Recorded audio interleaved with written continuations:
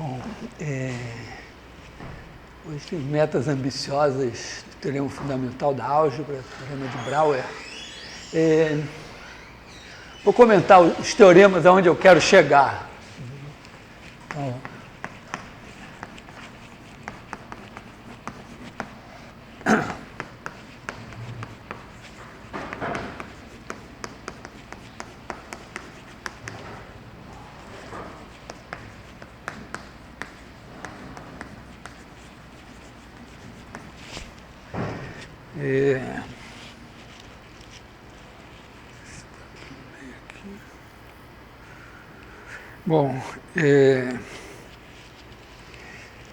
esse teorema diz apenas o seguinte, né? Se você tiver P de Z igual a... Eu vou logo botar Z elevado a N mais a N menos 1, Z elevado a N menos 1, mais a 1Z mais a 0, com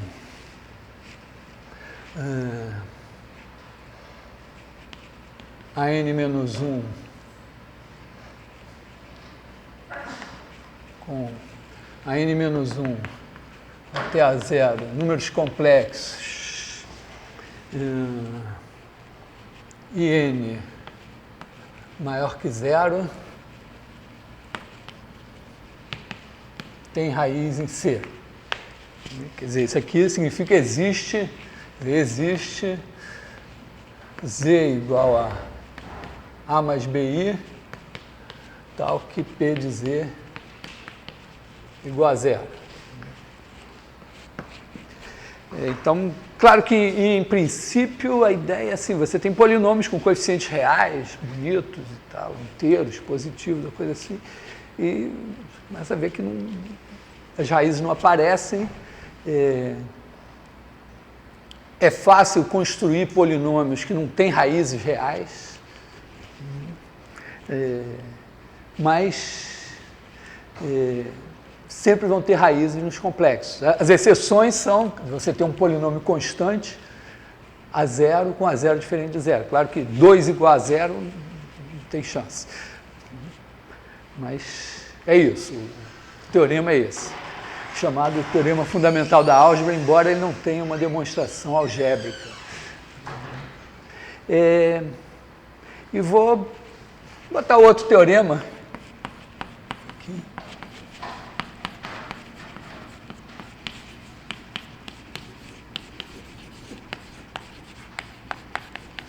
Teorema de Brouwer. Ele é um teorema muito mais topológico. Se você pegar... Na verdade, ele vale para bola em R3, para bola em Rn, mas pega assim um disco... Pega um disco aqui. Esse cara daqui seria o conjunto dos XY pertencentes a R2, tais que x2 mais y2 menor ou igual a 1. Vou chamar esse cara aqui de D. Vou chamar de B. B. E aí pega uma função f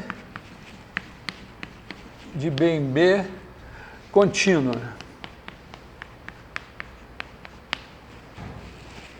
Contínua aí no sentido de funções contínuas do plano, que não é diferente da continuidade. Você já viram a definição de continuidade nos funções reais? Então, repara, a definição, a função é contínua do plano. No plano é o seguinte, você tem aqui o f de x, tem aqui o x. Então, para toda bolinha que você bota aqui, existe uma bolinha aqui, tal que todo mundo aqui vai cair aqui dentro. Quer dizer, para todo epsilon maior que 0, existe delta maior que 0, tal que... Vou botar x0 aqui. Se x menos x0 é menor que delta, então f de x menos f de x0 menor que epsilon. É a distância, é até a mesma notação, né? O módulo da diferença, no caso a norma da diferença, está aqui para medir a distância entre dois pontos. É, aliás, muito mais evidente em R2 do que em R. a ideia. Bom, então você tem uma função desse cara contínuo, e o teorema diz que assim, se essa função é contínua, então existe x em B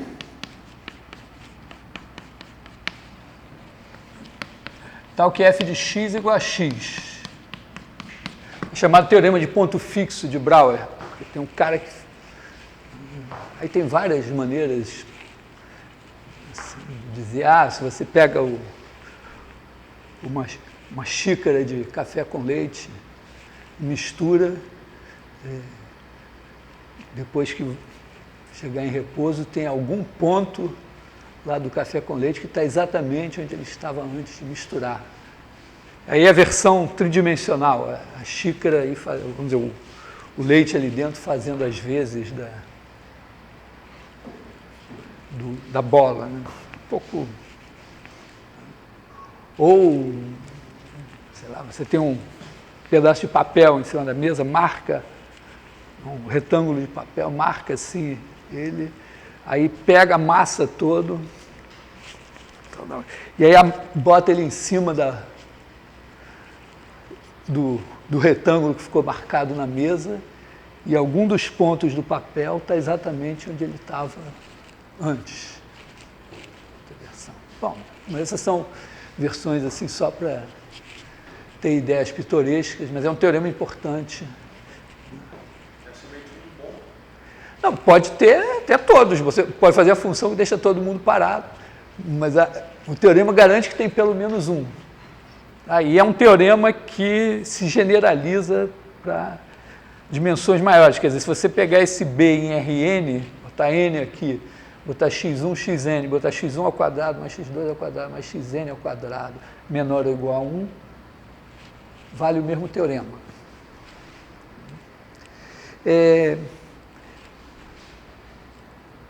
O que, com certeza, não é muito claro, né, enunciados assim, é o que um tem a ver com o outro, o que a demonstração de um tem a ver com a do outro.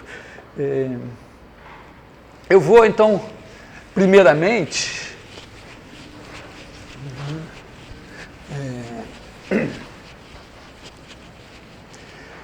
estabelecer uma estratégia de demonstração do teorema fundamental da álgebra. Então, o teorema, vamos pensar assim, né? Você tem o polinômio P, é uma função dos complexos nos complexos, que a cada z associa P de z igual a z elevado a n mais a zero. Eu boto z elevado a n aqui porque o grau do polinômio sempre é n, então o coeficiente teria que ser um AN diferente de zero. Então, claro, você sempre pode dividir por AN, já que você vai igualar a zero. Né? Você vai resolver a equação AN, ZN mais a zero igual a zero, divide tudo por AN e troca os nomes e fica assim. Bom, então a gente olha para isso como uma função de C em C. E aí a gente diz, poxa, mas C é igual a R2. Isso faz uma imensa diferença. Já falei para vocês que quando os complexos aparecem lá no século XVI, 1500 e coisa e tal, depois eles vão se consolidando no século XVII, ao longo do século XVIII, não se tem uma interpretação geométrica para os números complexos. Até mesmo a expressão A mais BI é usada pela primeira vez por Euler em 1777. E aí, 20 anos depois, é que se introduz essa ideia dos números complexos como pares ordenados, pontos do plano. Isso geometriza, né? Assim como pensar os números reais como pontos da reta permite geometrizar muita coisa, isso aqui também vai permitir geometrizar muita coisa. Então, a gente olha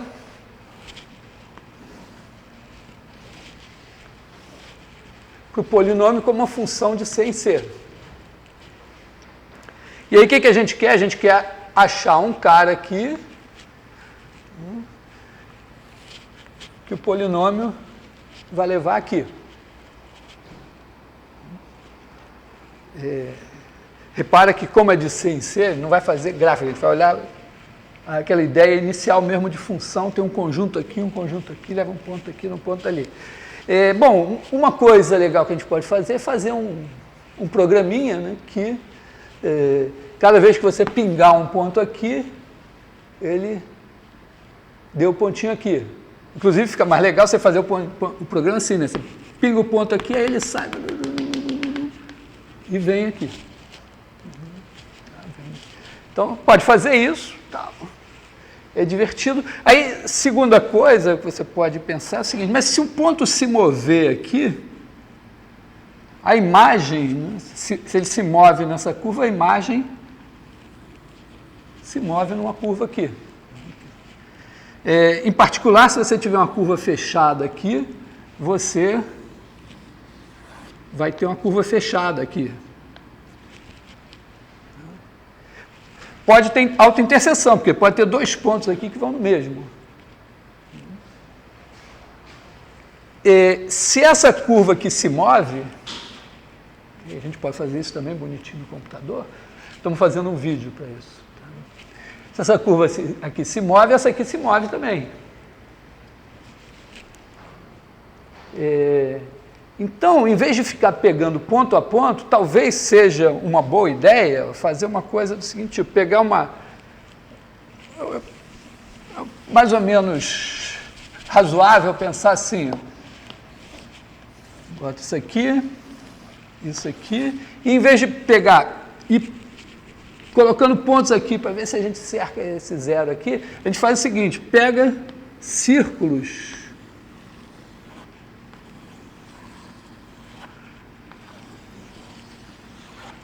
concêntricos de centro na origem, raio R. E aí faz o raio aumentando.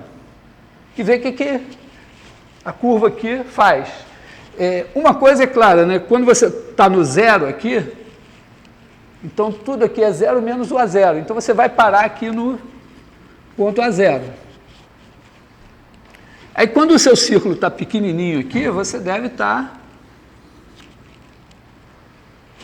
por aqui assim, longe da origem. Agora a ideia é, bom, vamos ver se esse círculo agora vai aumentando, se esse negócio aqui, o que acontece? Vamos dizer, a esperança é que passe por aqui. Mas pode ser que ele vá embora. É claro, a gente pode fazer umas experiências e tal. Eu imagino a seguinte experiência, assim, eu faço esse programa de maneira que eu mando ele ir aumentando o raio, desenhando o círculo aqui, desenhando a correspondente curva aqui. E imagina assim que meu computador é lento e começa lá e faz o negocinho aqui, aí vai aumentando aqui devagarzinho, tá aqui e tal, tô lá eu no laboratório olhando e tal, aí tá na hora do almoço, aí eu saio, vou almoçar, tenho uma reunião de departamento, encontro os colegas, não sei. Aí depois de algumas horas eu volto e eu vejo uma figura assim. O que eu posso dizer? Porque, vamos dizer, nesse meio tempo essa curva se mexeu, ela estava por aqui assim, vou desenhar, botar com outra cor, ela era assim, e quando eu voltei estava assim, enquanto o raio foi aumentando.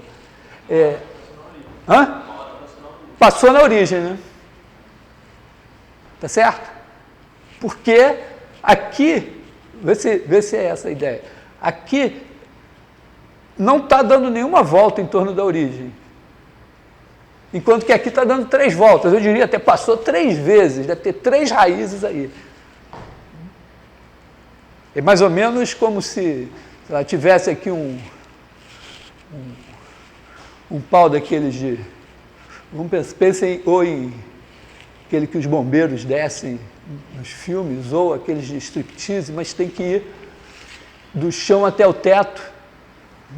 E se tiver uma corda em forma, vamos dizer, fechada, assim, né, com formato de curva fechada, que não está envolvendo esse poste aqui, esse negócio, e de repente eu chego e depois está dando 3 voltas, e não voltas falsas que eu posso desfazer, e, pô, ou atravessou o negócio ou cortaram e emendaram. Né? Como aqui não é possível cortar e emendar, passou. Ok? Então, essa é uma ideia básica aqui. Na verdade, ó, repara que tem um pouco a ver com o negócio do disco, porque toda vez que eu faço uma função do disco no plano, eu posso fazer isso, né? Eu posso pensar o disco assim e olhar para a imagem do disco fazendo uma coisa assim. E se por acaso tiver um ponto P aqui, eu digo, ó, quando eu comecei aqui, esse negócio está dando 0 volta em torno de P. Mas no final, está dando uma volta em torno de P. Então passou por P. Então tem um ponto P aqui que foi levado aqui. Então, agora, vamos dizer, agora o nosso teorema fundamental da álgebra tem a ver, vamos dizer, ainda não dá para ver que não é o mesmo teorema que o teorema de Brouwer, mas talvez as mesmas ideias possam servir para demonstrar os dois. Então, está aqui subjacente a essa história o número de voltas. Eu vou parar e falar do número de voltas um pouquinho.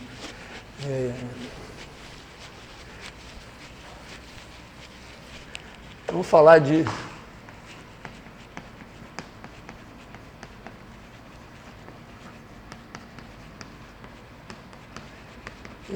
eu vou fazer... O número de voltas é uma coisa óbvia de falar, mas difícil de definir. Eu não vou dar uma definição formal, mas eu vou dizer assim, se você tem uma curva C de AB, vou pensar no plano, em R2, e tem um ponto P em R2. A nossa curva C tem que ter 2 propriedades, né? C é contínua,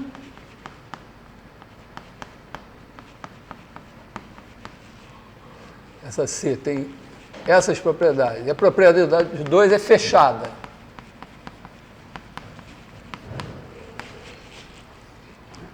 Fechada significa que C de B é igual a C de A.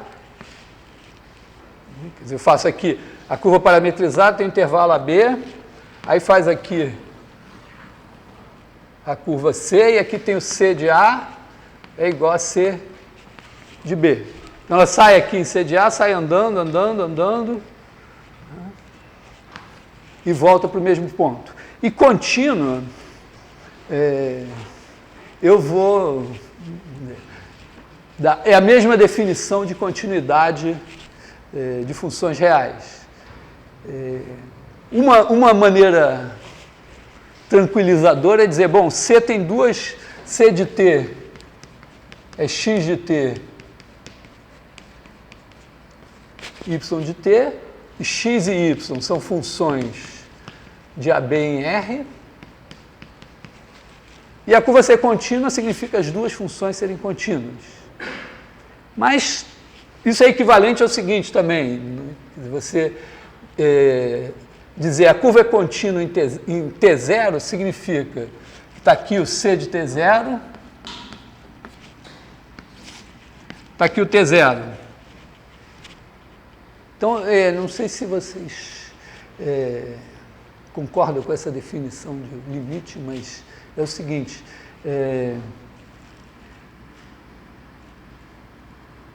é que, por melhor que eu enxergue,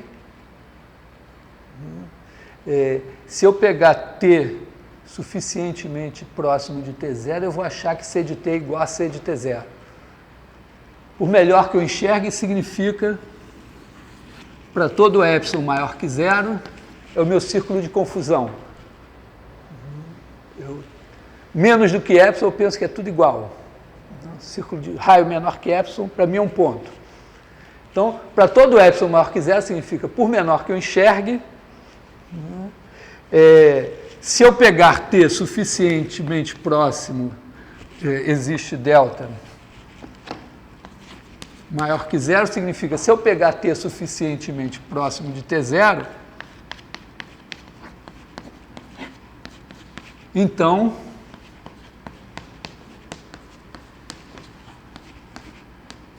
eu penso que C de t e C de t0 são o mesmo ponto.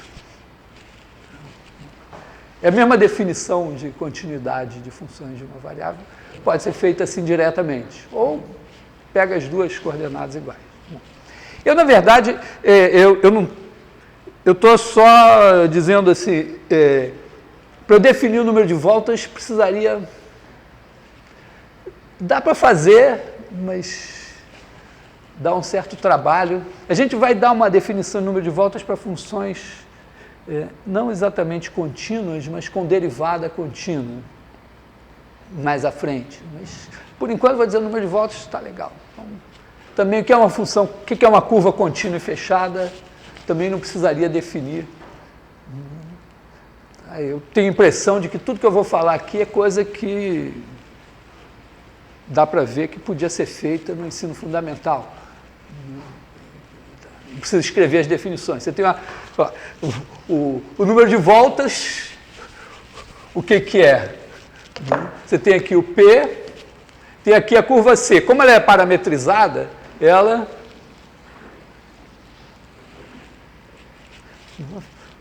vai andando assim e volta aqui.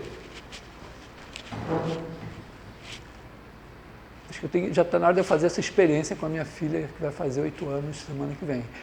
Se eu perguntar quantas voltas essa curva dá em torno de P, todo mundo aqui vai dizer 2. Se eu pegar uma outra curva assim, 0. A única coisa que eu queria fazer é introduzir uma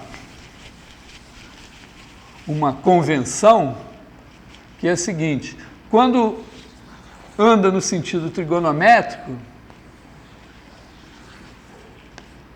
assim, vou dizer, aqui é o P, aqui é a curva C, vamos chamar essa curva de C0. O número de voltas de C0 em torno de P é igual a 1. Quando anda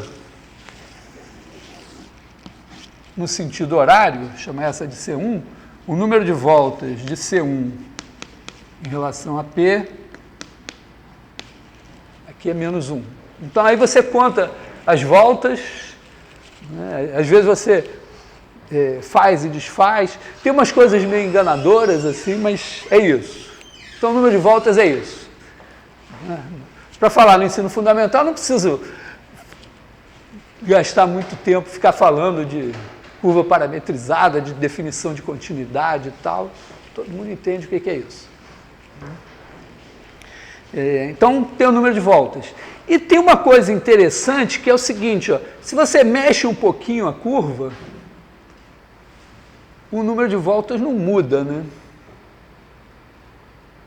Ele tem uma certa rigidez, uma certa continuidade. Mas a gente pode, na verdade, pensar o que acontece quando você mexe a curva continuamente, né? Quer dizer, o que é mover a curva? Então, o que é mover uma curva? Quer dizer, aqui você tem a curva, digamos C0, e ela sai andando até virar essa curva C1. Ela sai andando sempre fechada. Então, o que é isso? No meio do caminho você tem uma série de curvas intermediárias, né? Quer dizer, você tem uma aplicação S, no caso aí vamos dizer de 0, 1.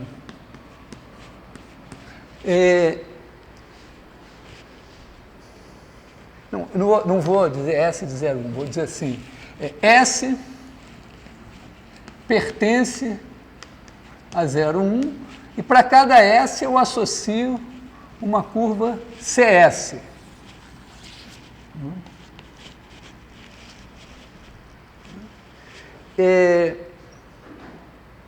Então, cada CS, vamos dizer, se a minha C0 e a minha C1, vou ter que supor que elas são definidas no mesmo intervalo AB. E aí eu penso assim, bom, eu crio a CS também vão ser de AB em R2. Todo mundo aqui, a hipótese é contínuas e fechadas.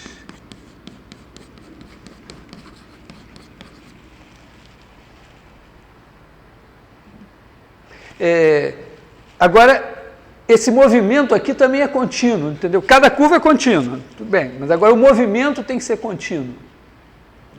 Tem que andar assim. Eu não posso pegar no tempo zero, tá aqui, e aí, para S maior que zero, eu pulo para cá. Tem que ir andando continuamente. Obviamente, quando eu talvez não chegue a ter essa experiência, mas eu imagino que daqui a algumas décadas isso vai ser ensinado nos colégios, talvez algum de vocês tenha vocação para isso, dê aula disso para as crianças e tal. Claro que você não vai ficar dando definição de continuidade, dizer, a curvinha se move continuamente e tal, tá vendo? Para nós aqui, é só o seguinte, ó, você pode definir uma distância entre duas curvas. Ó, você tem aqui uma curva. Né? Então, para cada T tem o ponto, vamos dizer assim, uma curva, vamos chamar CS de T. Agora, se você pegar uma outra curva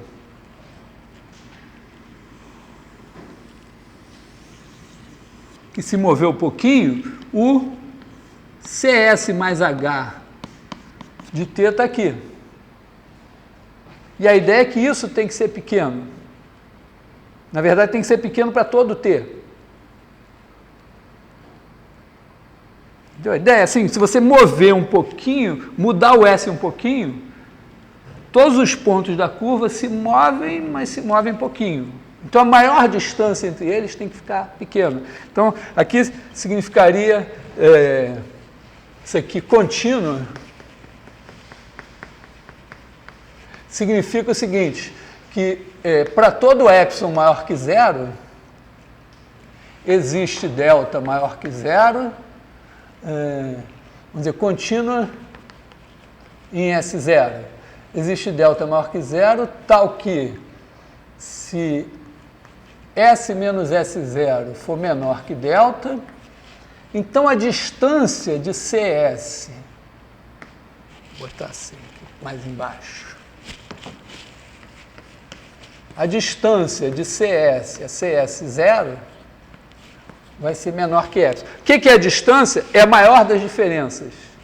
Tá? A distância de CS a CS0 é igual ao máximo das CS de T menos CS0 de T contém AB.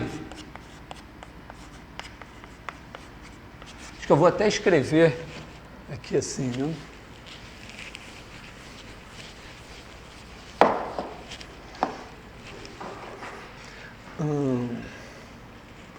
Vou escrever assim, simplesmente C1 e C2 de AB em R2. Então, a distância de C1 a C2, que também pode ser escrito como a norma da diferença, é igual ao máximo contém AB dos C1 de T menos C2 de T. Então, é isso que eu tinha colocado aqui. Está aqui o C1, aqui está o C1 de T.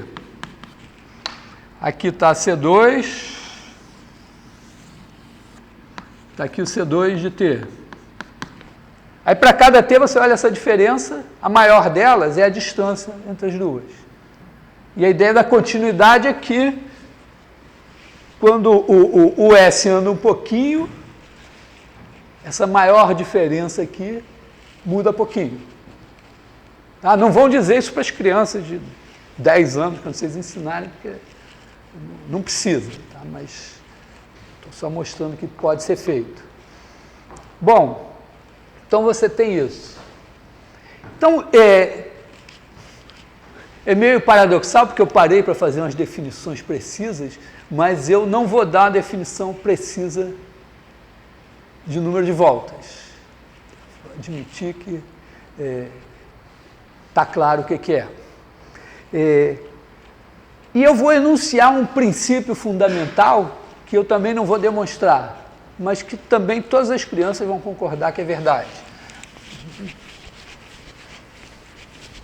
Aliás, vocês podiam fazer a experiência, depois vocês verem se entenderam a aula, pega, quem tiver um irmão pequeno, sobrinho, coisa assim, vai lá e ensina isso para ele. Vem cá que eu vou te ensinar o teorema de Brouwer.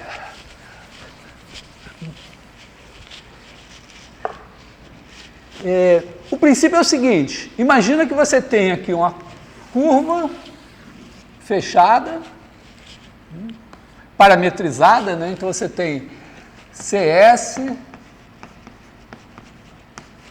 de AB em R2, o S variando, então a curva vai variando, a curva está se mexendo. E tem aqui um ponto P de S, que também pode se mover com S. Ele podia ficar parado, mas pode se mover também. Então aqui você também tem P de S pertence a R2. E esses dois variam continuamente com S. Tá? Quer dizer que esse está se movendo continuamente, sem deixar de ser fechado, e esse ponto está se movendo. Então, vê se vocês concordam comigo. O número de voltas que CS dá em torno de P de S só pode mudar se eles se cruzarem. Enquanto não se cruzarem, não mudam. Então, esse aqui, pode-se dizer, se isso aqui, então esse aqui só muda se para algum S0, P de S0 estiver sobre o traço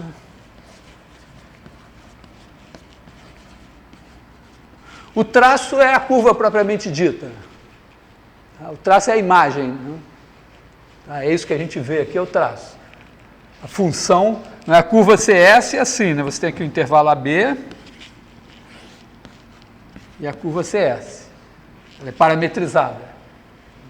Mas, quando elas se cruzam, significa exatamente que o P de S0 vai estar em cima do traço. Isso eu vou chamar de princípio fundamental. É uma espécie de teorema do valor intermediário. Não sei se vocês já viram esse teorema no cálculo 1. Não? O teorema do valor intermediário diz o seguinte, se você tem uma função contínua de AB em R, se f de A está aqui embaixo e f de B está aqui em cima, se ela é contínua, definida no intervalo AB, então tem um cara aqui onde a função se anula. Ou seja, o que você está dizendo? Você tem uma curva que não é fechada, mas que... O que é a curva fechada aqui? A curva fechada, ela divide o plano... na verdade, ela pode dividir em vários pedaços, porque tem mais... Aqui a reta é como se fosse uma curva fechada lá no infinito. Imagina o plano como uma esfera, então a reta é um círculo máximo lá no infinito. Divide a esfera em dois pedaços.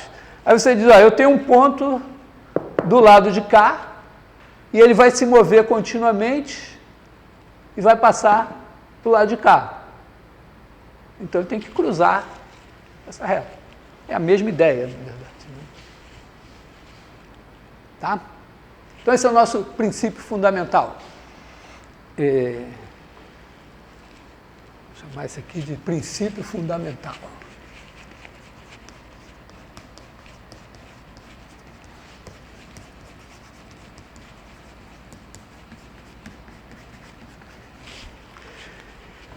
E eu vou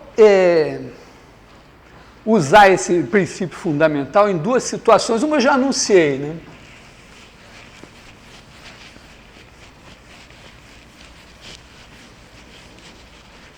Eu batizei esses dois resultados, dilemas, vou chamar o primeiro dilema de Brouwer.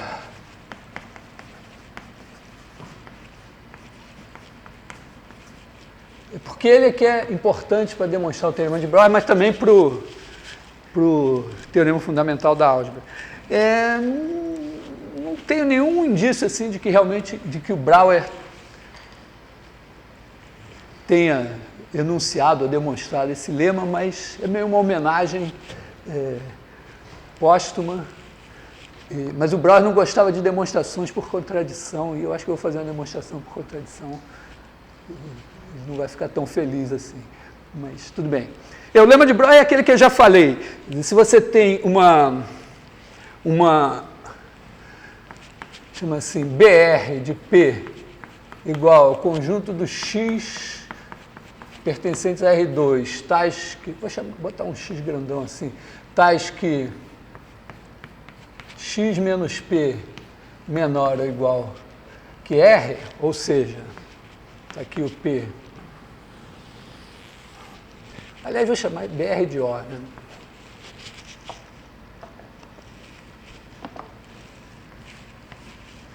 Tipicamente a gente pode pensar o O como a origem, mas não precisa, poderia ser um ponto O qualquer.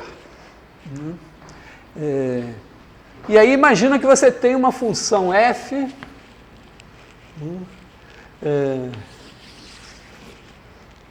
está aqui no plano, esse aqui também está no plano. Então f de BR de O em R2 contínuo.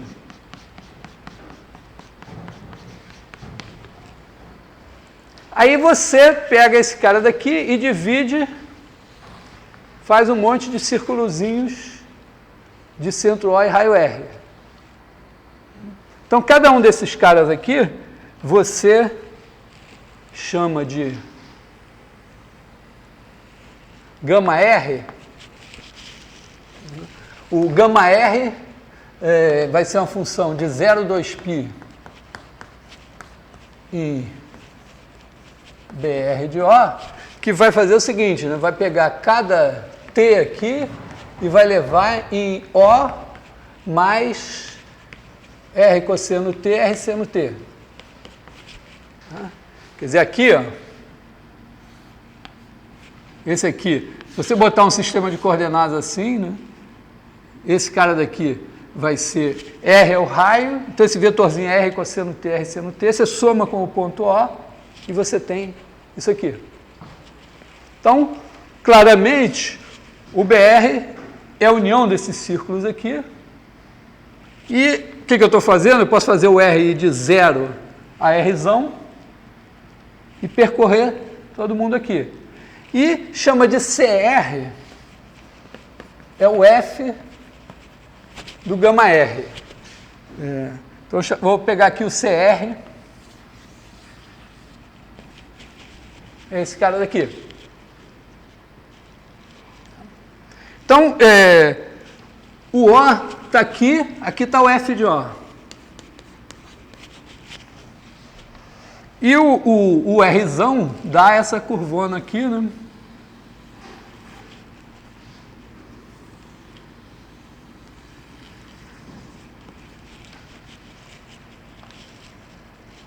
Com essa figura, imagine que eu pegue aqui um ponto P.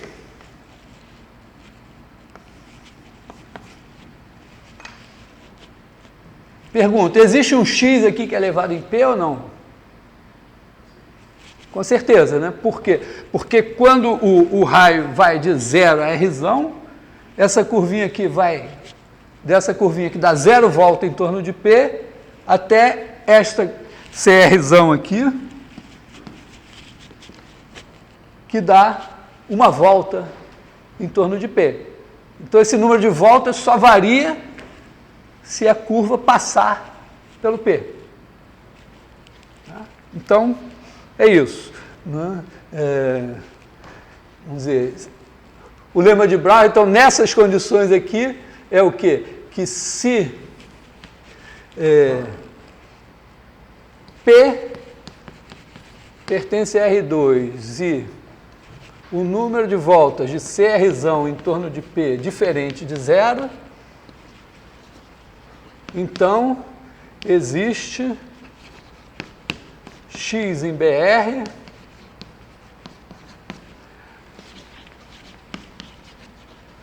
tal que f de x igual a P.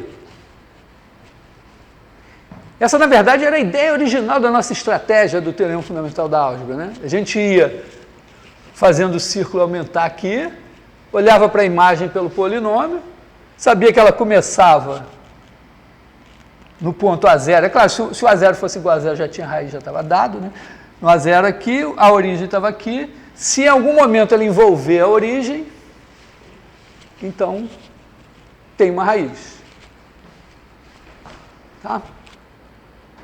Então, essa é a ideia mais simples. Até aqui, tudo bem?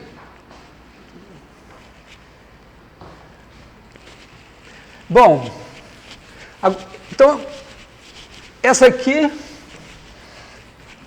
está baseada na ideia de o número de voltas mudar. Quer dizer, quando você começa num ponto e vai até uma curva que está dando uma volta em torno de outro, então o número de voltas mudou.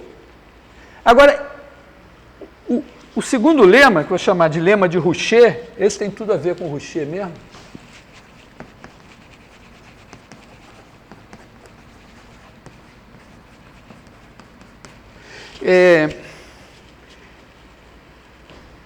É um critério para garantir que as curvas se movem e o número de voltas não muda.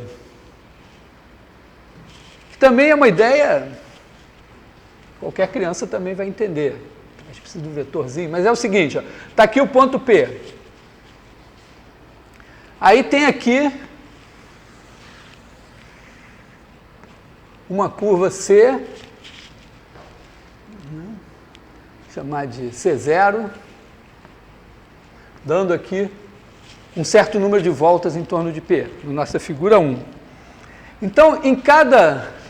Aqui tem o C0 de T, e para cada T, imagina que eu tenho um vetorzinho V de T, eu coloco aqui. Então, está aqui o C de T1, tem aqui o V de T1, tem aqui o C de T2, tem aqui o V de T2, não precisa apontar para dentro. E aí, eu faço a curva C1 de T, então tem a curva C0 de AB em R2, tem um ponto P que não está sobre C0, sobre o traço C0, e eu tenho V que a cada T em AB associa, ainda bem que a gente fez aquela teologia toda antes, né? Porque o C de T é um ponto e o V de T é um vetor, mas todos os dois vivem em R2. Então, esse de R2 aqui é ponto, esse de R2 aqui é vetor. E aí eu crio a curva C1 de C1 de AB em R2, que é essa aqui, ó. Espero que não tenha ninguém daltônico.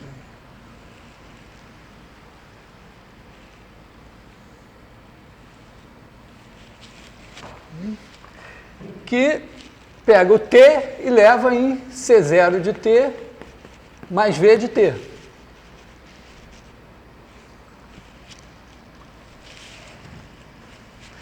Bom, supõe que a norma de V de t, tem aqui o ponto P, e a norma de V de t é menor que a distância de C de t a P para todo t.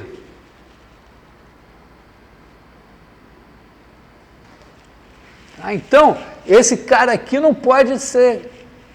Ele é menor que isso em tamanho. Né? Se olhar para cá, o tamanho desse tem que ser menor que esse, o tamanho desse tem que ser menor que esse. Então, olha só o que eu posso fazer. Cria, para cada S de 0 a 1, cria CS de AB em R2, que vai levar T em C0 de T, não mais o V de T, mais SV de T. ST menor que 1. Então, você pega aqui. O que é isso? O que vai acontecer quando o S variar de 0 a 1? Com 0, você está na curva C0. Aí você vai andando, cada ponto vai andando sobre esse segmentozinho aqui, vai chegar até aqui. Só que como essa distância, essa distância daqui até aqui é menor do que essa, nenhum desses pontos vai passar aqui. Então, você pode criar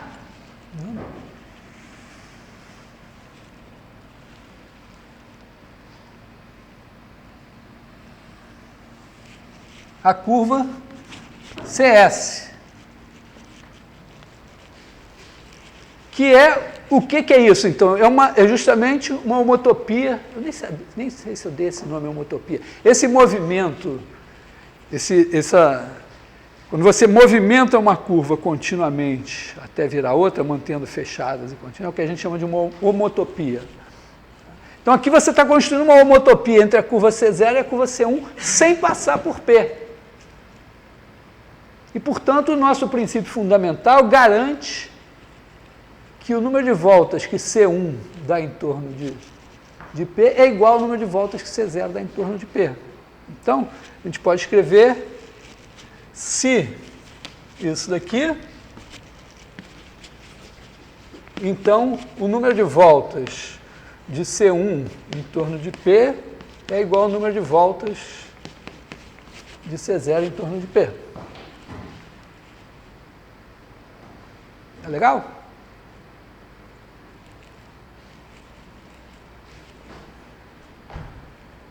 Então, agora, tem duas coisas que eu salientei na aula passada que a gente pode pegar e demonstrar o teorema fundamental da álgebra. Então, vamos demonstrar o teorema fundamental da álgebra. Já sabemos tudo o que precisa.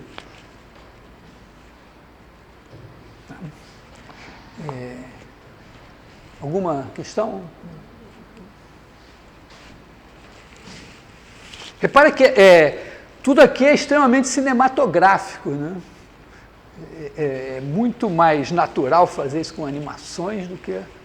Estou mais ou menos mostrando para vocês assim, o argumento de um desenho animado, né?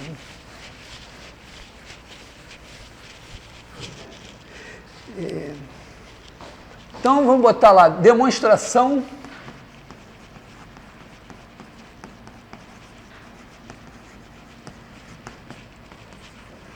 do teorema fundamental da álgebra. Antes que eu me esqueça, tem um software que está disponível, que é exatamente para brincar com o teorema fundamental da álgebra. Tá? É um negócio assim, você tem uma janelona aqui, e aí você tem uma janela aqui e outra aqui.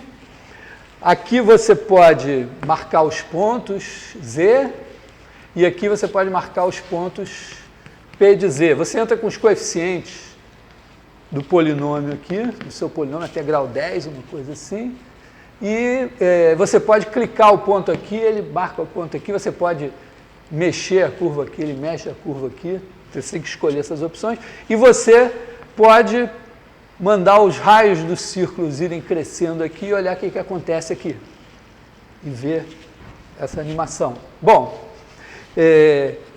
a nossa demonstração tem uma parte que é o lema de Brouwer. Quer dizer, você tem o polinômio P de C em C, vamos dizer, ele não é constante, não constante. Então, ele tem P de Z igual a Z elevado a N. Pode até botar N também, né? Vamos botar assim, ANZ elevado a N mais A0. As hipóteses são, primeiro, que o AN é diferente de zero e o N é maior ou igual a 1. E vamos botar também que o A0 é diferente de zero, porque se o A0 for zero, zero é raiz. Um polinômio que não tem o termo independente, você bota Z igual a zero, vai dar zero. Então, vamos supor isso. Aí a gente pode fazer o quê? A gente pode pegar aqui um círculo de raio R grande e olhar para a imagem dele por P. Então, a origem aqui vai no A0. E a imagem, o que a gente espera é que ela faça, na verdade, isso meio que, se você olhar, é bom fazer uns experimentos com esse programinha, porque você vê isso, que se o polinômio é de grau n, na medida que o raio cresce, a imagem assim começa a ser uma coisa que dá n voltas. E a ideia é o quê? Que deve dar n voltas em torno da origem, porque deve ter n raízes. Mas a gente espera isso daqui. Ora, o lema de Brouwer vai nos dizer o quê? Que se... Então a gente chama esse cara daqui de gama R. Vamos botar assim, gama R. Gama R igual a R cosseno T mais I seno T com T, gama R de T, com T pertencente a 0, 2π. Aliás, eu esqueci de falar da exponencial complexa, mas deve estar na lista. E como o A0, como não está aqui no A0, o número de voltas, né, que o CR é igual a, vamos dizer assim, para cada, vamos botar o R minúsculo, aqui gama R, né, aqui gama R, né, CR de T igual a P de gama R de T. Você pega a curva gama R aqui, leva pelo polinômio aqui, você tem o CR. E o lema de Brouwer nos diz o quê?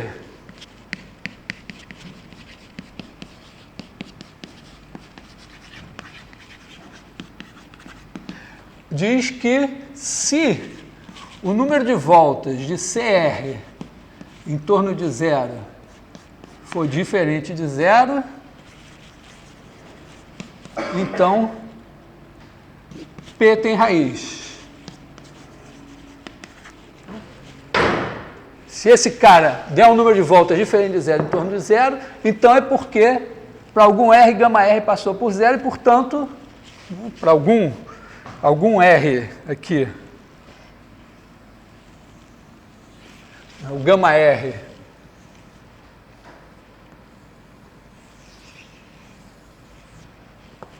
o C em CR, que é o P de gama R, passou aqui no zero, e se passou é porque tem um Z0 aqui, P de Z0 igual a zero. Porque essa curvinha CR aqui, ela não pode passar de 0 voltas em torno de zero para um número diferente de zero. Sem passar pela origem. Bom, acontece o seguinte, né? Está tudo claro?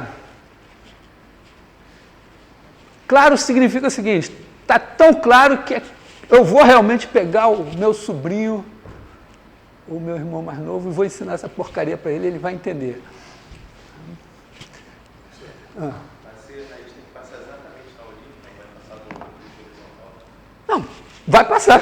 Não, não é isso. A ideia é o quê? Essa curvinha começa aqui, ela não está dando nenhuma volta em torno da origem. Aí eu reparo que chega uma hora que ela está dando um número de voltas diferente de zero. Esse número de voltas só pode ter mudado se ela tiver passado pela origem. Certo? É o poste aqui no meio. Não posso ficar com uma coisa que não envolve o poste, depois outra que envolve, sem ter. Ou eu cortei, se eu não cortei, é porque eu atravessei o poste com a minha corda. Tá legal? Tá? Então, é isso. Eu estou simplesmente aplicando ipsis literis o cara que eu chamei de lema de Brouwer. Agora eu preciso garantir, né? Eu preciso garantir justamente que para R grande eu tenho isso daqui. E aí que vai entrar o nosso amigo Rouchet. Entenderam agora a história? Quer dizer, para R grande eu tenho que mostrar isso. Eu poderia... a gente pode até fazer isso computacionalmente, é meio óbvio, mas vamos fazer o detalhe técnico. Olha só, a gente escreve P de Z é igual... Vamos deixar o AN para lá, né? Z elevado a N mais AN menos 1. Z elevado a N menos 1 mais a zero. Se você fizer P de R cosseno T mais I seno T, você vai ter o seguinte, ó. Vamos antes dizer o seguinte, olha só, isso aqui vamos chamar de Q de Z. Esse pedaço daqui, Q de Z. Então, o P de Z é Z elevado a N mais um Q de Z. Quando você substitui o T aqui, faz um monte de contas, você tem o quê? O que o Z elevado a N faz? Você tem aqui R cosseno T mais I seno T. Esse cara é um ponto que está andando aqui no círculo de raio R. Se você fizer ele elevado a N, aqui tem raio R, aqui R elevado a N. Esse cara daqui vai vir aqui parar em algum lugar, nessa função aqui é Z elevado a N. Simplesmente o raio dele foi elevado a N e o ângulo foi multiplicado por N. Então a gente já viu isso, que quando esse cara aqui dá uma volta completa aqui, esse aqui dá N voltas. Então esse aqui é o R elevado a N cosseno de NT mais I seno de NT. Então, se esse cara andar aqui, esse dá N voltas. Agora, esse pedaço daqui, o que acontece? A norma de Z aqui, se Z for igual a R cosseno, vou botar um Rzão agora, R cosseno T mais I seno T, a norma de Z é igual a R. E, como esse cara é de grau N e esses caras aqui são... Esse aqui é de grau menor, quando o R é muito grande, esse cara daqui é muito maior do que isso daqui. Tá legal? Continha aqui do lado, né? Você tem R elevado a N mais... Vamos dizer, vamos botar assim, Z elevado a N mais o resto aqui. Então, a norma disso daqui é maior ou igual que a norma de z elevado a n menos a norma do que de z. Essa daqui, norma de z elevado a n, é igual a r elevado a n. E a norma do que de z, bom, é a norma do a n menos 1, z elevado a n menos 1, mais a zero. Isso aqui é menor ou igual que a n menos 1, r elevado a n menos 1, mais a1 em módulo r, mais módulo de A0. Eu uso a desigualdade triangular aqui várias vezes. Agora, isso aqui são números. Isso aqui é menor ou igual que a soma desses caras, né? Soma desses caras aqui. E se o R for maior que 1, né, eu posso pensar assim, se o R for maior que 1, o maior é esse. Quando estou olhando para R grande, vou olhar para R maior que 1. Então, é menor ou igual que a soma desses caras vezes R elevado a n menos 1. Então, isso aqui é um número grande, pode ser grande, mas é grande, mas não é 2. Esse daqui é R vezes R elevado a n menos 1. Então, é claro que se eu pegar o R maior que isso aqui, esse cara ganhou. Então, o z elevado a n é maior que isso aqui. Então, quando eu pego o ponto daqui e faço este cara daqui, isso aqui é a minha curva C0, né? Quer dizer, C0 de t é igual a P de R cosseno t mais I seno t. E eu vou chamar de V de t o Q de R cosseno t mais I seno t. Que vai ser isso aqui. O que essa conta nos diz é que a norma de V de t é menor que a de C0 de t se R grande.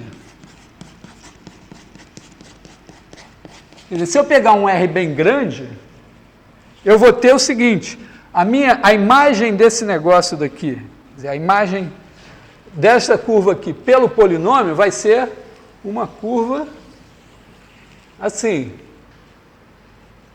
Na verdade, ó, ela vai ser uma curva assim, ó.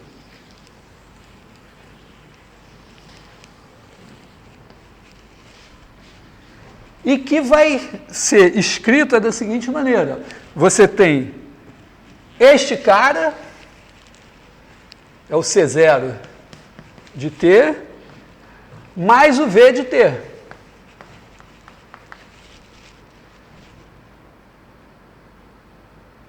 Quer dizer, eu vou chamar essa curva aqui de C1 de t. C1 de t igual a C0 de t mais V de t, que é a imagem disso daqui pelo polinômio. Isso aqui está dizendo ó, que a distância de C0 a 0 é maior que esse V de t. Então, eu posso deformar essa curva branca, eu posso fazer os pontos da curva branca andarem sobre cada um sobre o V, até virar a cor de rosa, sem passar por aqui. Como a branca dava N voltas em torno da origem, essa cor de rosa dá N voltas em torno da origem. Então, isso me garante que eu vou fazendo a curva crescer aqui. Se eu chegar num R bastante grande, a imagem dela vai estar dando N voltas em torno da origem. Então, eu terei começado com uma curva que dá 0 voltas em torno da origem e chegado, no final, a uma curva que dá N voltas em torno da origem. Então, eu passei pela origem.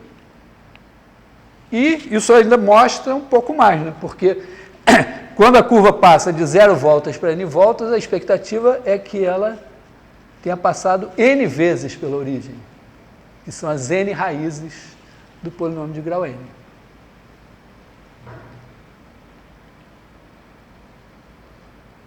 Tá legal? Tá. Então, isso demonstra o teorema fundamental da álgebra. Com métodos que você vê que são totalmente topológicos, tem umas continhas de umas estimativas parecidas com coisa de limite, mas é isso o teorema. Tá? Então, esse é um teorema importante porque vira e mexe a gente lança a mão dele e é bom a gente dizer, não, eu acredito nele. Quem ficar assim de ensinar para o irmão mais novo pode fazer uma coisa também. Pode voltar no colégio, chamar o professor de matemática do ano passado e dizer, vou te ensinar o teorema fundamental da álgebra. Você sempre quis saber a demonstração, agora eu aprendi, vou te ensinar. Vai ficar todo feliz.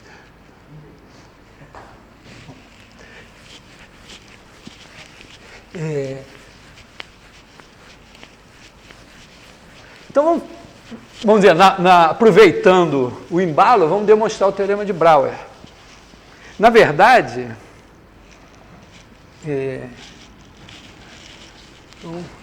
Brouwer.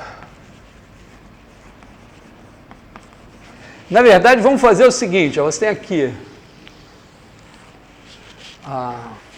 o disco, e vamos pegar cada ponto P, vamos olhar aqui para o F de P, chamar esse aqui de P1, F de P1. Vamos supor que F de P, diferente de P para todo P em B. A gente tem a função contínua assim. Então, a gente pode fazer uma coisa interessante, que é a seguinte, você pega o F de P, liga ao P e anda até aqui, chama esse cara daqui de G de P, no caso G de P1. Mas se você pegar aqui um ponto P2, F de P2, aí você anda assim, e aqui é o G de P2. Tá legal? Essa função G, vamos chamar de S. S vai ser só esse cara aqui, né?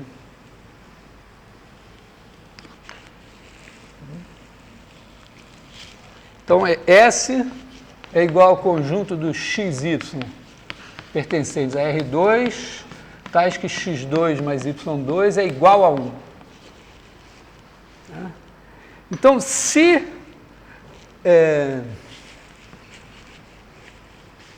isso aqui acontecer, quer dizer, se o teorema de Brouwer for falso, né, imagina que exista uma função f contínua do disco no disco, que não tem ponto fixo. Então, todo ponto, o f dele é diferente dele, eu posso ligar, fazer o segmento e andar até o bordo. É sempre do f do p para o p. Tá? Então, isso daqui, a gente pode dizer que, então, existe G do B no S, contínua. Tá? Também vou roubar isso. Nesse caso, dá até para calcular. Calcular quem é esse ponto, se você tem o F de... Se tem o P e o F de P, você faz a semirreta, indo do F de P para o P, então com o T positivo, até achar isso aqui. Ah, seria isso, né? Você faz F de P mais T que multiplica P menos F de P, que é esse vetor, esse ponto, mais T vezes esse vetor, T maior que zero, e aí substitui isso aqui. Esse aqui vai ter coordenadas x e y. Você tem as coordenadas desse, tem as coordenadas desse. Então aqui você vai ter coordenadas x e y que vão depender de t. Aí você substitui aqui, igual a 1, vai dar uma equação de segundo grau em t, você resolve e tem que ter uma raiz positiva. Aí você pega a raiz positiva e acha o ponto aqui. Então tem até uma maneira de construir isso. Mas não importa tanto aqui. O que importa é o seguinte, tem essa S, essa G. Vamos olhar para essa G. Essa G, ela está fazendo o seguinte, ó, como função do plano no plano, ela está pegando aqui o B e está levando todo aqui no S. É mais ou menos como se você estivesse pegando um tamborim e levando todo mundo lá para onde o couro fica preso. Só que essa função ainda tem uma propriedade interessante, é o seguinte, ó. Essa G, se eu pegar um ponto aqui, P3, F de P3, quando eu ligar, P3 vai ser igual a G de P3. Então essa G aqui, ela é tal que G de x é igual a x para todo x pertencente a S. Quer dizer, todo cara daqui é levado nele mesmo, né? X, G de x igual a x. É meio esquisito essa função assim, né? Porque ela está pegando, levando essa bola. A X está levando só na parte de fora. Mas se a gente fizer a brincadeira, ó, pegar os carinhos aqui assim, esse O aqui vai... Ah, bom, ele não pode ir aqui, ele tem que ir em algum lugar aqui. F de O. Então, a curvinha restrita ao zero vira um ponto e o número de voltas é zero. Agora, o que acontece com essa curva aqui, ó?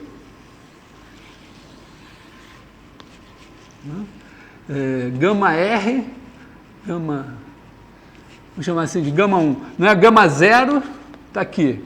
Esse daqui é o F de gama 0, vamos dizendo assim. A curva coincide com isso aqui. Agora, a gama 1 de T é igual a cosseno T, seno T. É esse cara aqui percorrido normalmente aqui. Mas G desses caras são eles mesmos. Então, esse daqui, vamos chamar assim, esse daqui, o F de gama 0 é o C0. Esse daqui, o F de gama 1, é igual a C1, só que ela é a própria gama 1. Então, você está andando aqui, está passando de 0 voltas em torno de 0 para uma volta em torno de 0. Essa aqui dá uma volta em torno de 0. Mas isso não passa por 0. Isso não pode existir. Claro. Não posso pegar, eu não posso ter... Porque, olha só, para cada curvinha aqui, eu vou ter uma curvinha aqui. Na verdade, vai ter que andar aqui em cima. Tudo bem, andando aqui em cima. Mas ela é uma curva que dá 0 volta em torno da origem no começo. Ela não pode, no fim, estar dando uma volta, porque senão ela teria que ter passado por aqui. Mas ela não passa por aqui. Com certeza não passa, ela está sempre aqui em cima. Repara que não vamos dizer, dar uma volta não é fazer isso, né? Se você faz assim... Vem até aqui, volta aqui assim, depois vem até aqui, fecha e volta, você não deu uma volta. Né? Você, vamos dizer, você pegou a corda, transformou ela em 2 cordinhas assim, foi lá, deu a volta no poste, e segurou aqui, ficou escondendo, para dizer, não, está dando 2 voltas. Então, tá, a gente está mostrando aqui que a gente passou de 0 volta para uma volta sem passar pela origem, isso é impossível. Então, essa G não pode existir. Mas se o teorema fosse falso, essa G existiria. Então, o teorema tem que ser verdadeiro. Repare que a demonstração é até mais simples, tecnicamente, do que a do teorema fundamental da álgebra. Tá legal? Oi?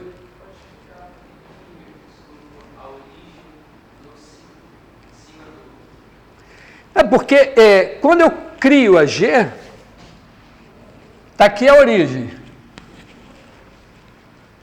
Ela tem um F da origem, que não é a origem porque a F não está levando ninguém nele mesmo. Quando eu ligo, esse daqui é o G da origem. Todo mundo, né, se eu suponho que F de P é diferente de P, eu consigo andar continuamente de maneira a levar cada ponto P num ponto aqui do bordo. Aliás, aqui é o contrário, né? Desculpa. Eu tinha que a origem aqui, deixa eu trocar aqui. O meu desenho está errado. Está aqui a origem, está aqui o F da origem. Eu ando do F para a origem. E aqui bato aqui. Tá? Então, a existência, quer dizer, a existência de uma função contínua do disco no disco, sem ponto fixo, ocasiona, implica na existência de uma G do disco no bordo do disco e que deixa os pontos do bordo todos fixos. Você chega lá no, sei lá, no Salgueiro, na Mangueira, na Portela, diz, não, me dá um tamborim aqui. Pega o seu tamborim e faz todo o coro, né, sem soltar, não pode, os pontos do bordo estão fixos lá no bordo, sem soltar, faz todo mundo ir para o bordo. Vai rasgar, cara. Não, me dá meu tamborim, não vou deixar você rasgar. Então, é mais ou menos isso. Aqui seria como se você pudesse fazer isso sem rasgar o tamborim. Então, vamos dizer, é como dizer, ó, se o teorema de Brouwer fosse falso, você poderia fazer isso com o tamborim sem rasgar ele, porque isso é contínuo. Tá? Tem tempo aí, né? 11h30.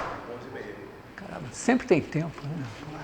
Bom, vou mostrar um exemplo de curva contínua para vocês.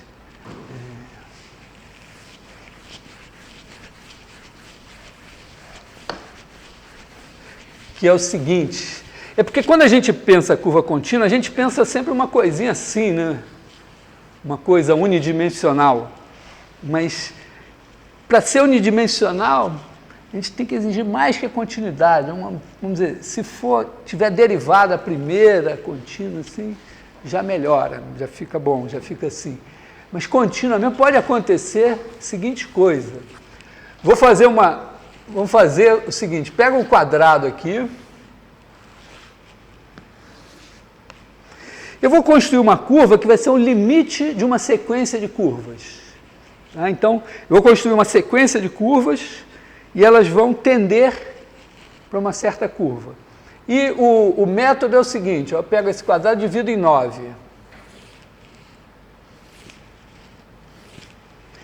Aí eu começo aqui e faço assim, eu começo nesse ponto e vou terminar aqui.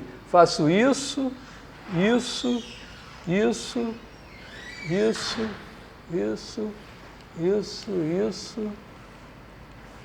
Ah, então é assim, assim, assim, assim, assim. Tá legal? Essa é a primeira curva. Agora eu posso fazer o seguinte, ó, eu pego cada um desses caras e divido em 9. E agora eu troco essa curva que estava aqui assim por essa, né?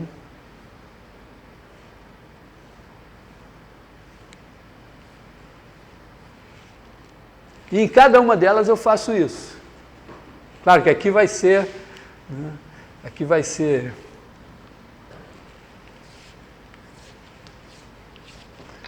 aí aqui eu continuo assim, assim, assim, assim, talvez, vamos dizer, assim, assim, assim, assim, assim.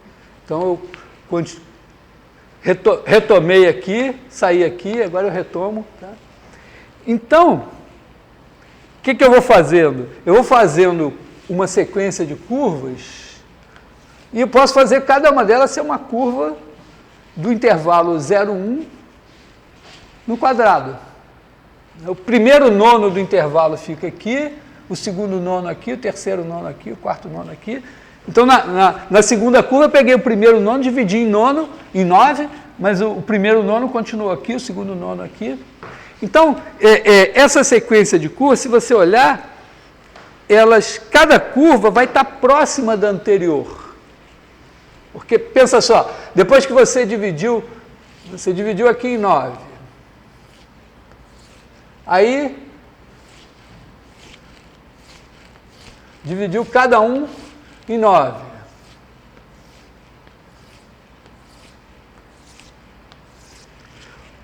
O trecho, vamos dizer, você tinha um trecho da curva, da primeira curva, que estava aqui. Que correspondia ao quê? Pegar o intervalo 0, 1, aí parte em 3.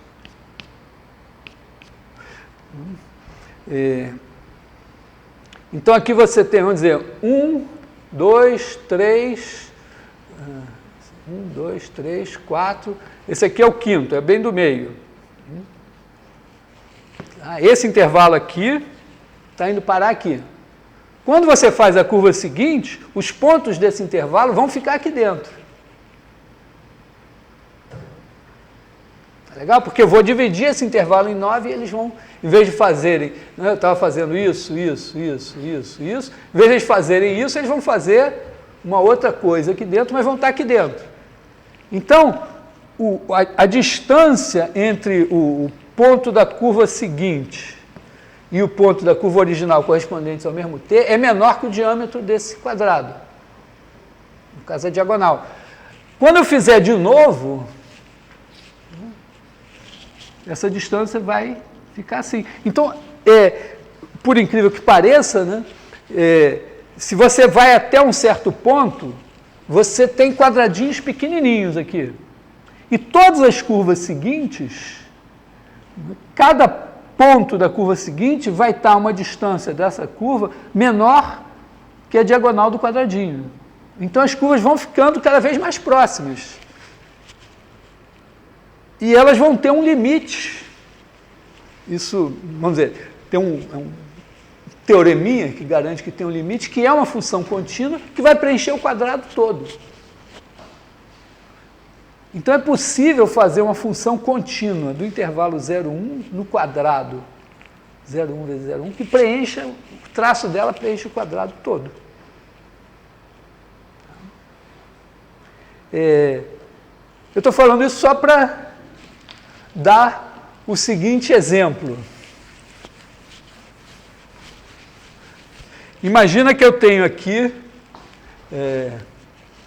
esse ponto aqui, e aí eu boto um quadrado aqui assim, de centro nele, divido assim, e olho para isso aqui. E agora eu faço uma curva que começa aqui e termina aqui, preenche esse quadrado todo. Aí, em seguida, eu faço a curva que começa aqui, termina aqui, quer dizer, a curva vai preencher esse quadrado todo, termina aqui. Depois ela começa aqui, termina, preenche tudo, termina aqui. Depois ela preenche tudo e termina aqui. Depois ela vem, preenche tudo, termina aqui. Depois preenche tudo, termina aqui. Aí eu dou uma andada assim, preencho tudo, termino aqui. preencho tudo, termino aqui, dou outra andada aqui, preencho tudo, termino aqui, e volto, preencho tudo e termino aqui. Então eu crio uma curva contínua, fechada, que começa aqui, termina aqui, e preenche todo esse espaço.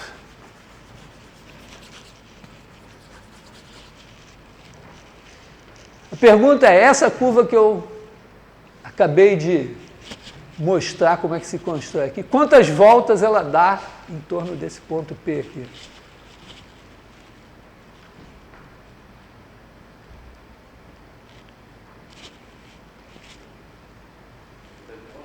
Hã? Quantas voltas ela dá?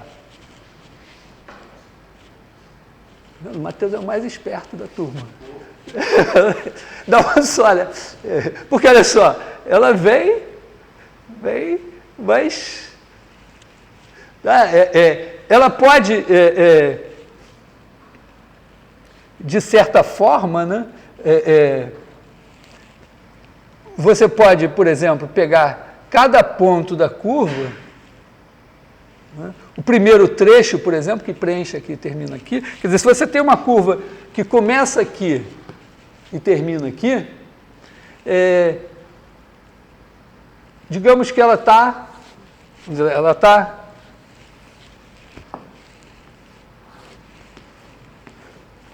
aqui nesse quadrado. Então ela começou aqui e terminou aqui. Essa é a nossa curva, branca aqui. Aí pega essa curva que faz isso. Você pode pegar vamos dizer, aqui você tem a curva C0, aqui digamos AB, e aqui a curva C1 também vai andar de AB, só que vai aqui. Então, para cada T, você tem vamos chamar essa aqui de C0, essa aqui C1, você tem aqui o C0 de T. E você tem aqui o C1 de T. Você pode simplesmente fazer o C0 andar até o C1 dentro do quadrado. Então você pode deformar todo esse trecho da curva dentro desse quadrado para virar essa aqui. Mesma coisa você vai poder fazer aqui. Então você virou, vamos dizer, você virou essa aqui, depois essa, depois essa, depois essa, depois essa. Essa aqui você deixa, mantém essa aqui. Depois o trecho que vai virar aqui, você faz essa, depois essa, mantém essa aqui, depois essa, depois essa. Uma volta. Você deformou a curva original que preenchia tudo, sem passar pelo ponto P, nessa curva laranja que dá uma volta.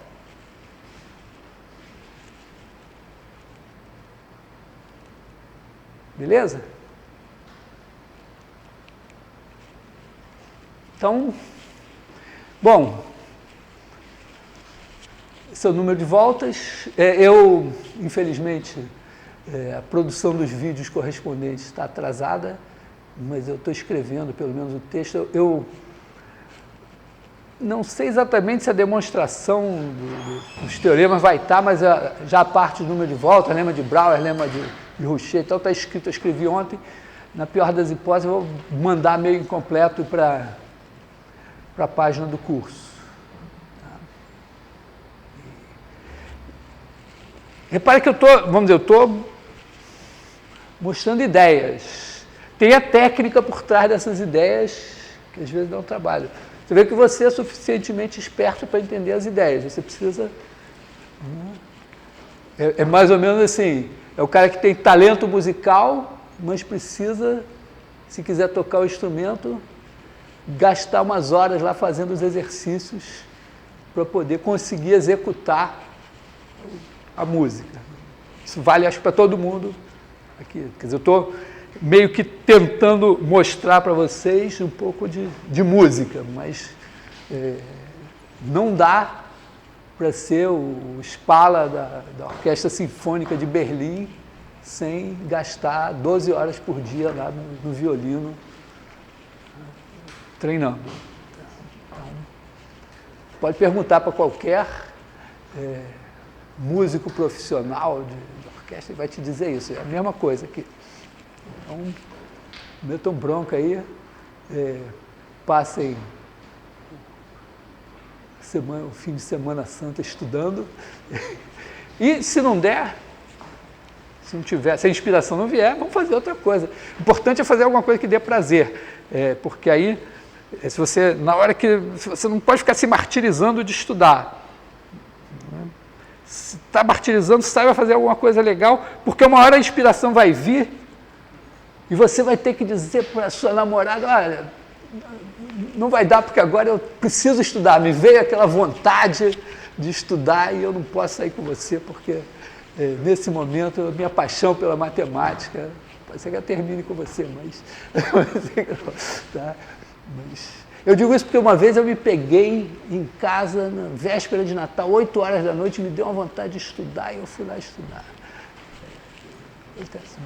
Mas para isso é preciso também ter a liberdade de não estudar na hora que aquilo vai ser um martírio. Não pode ser um martírio sempre. Bom, é isso.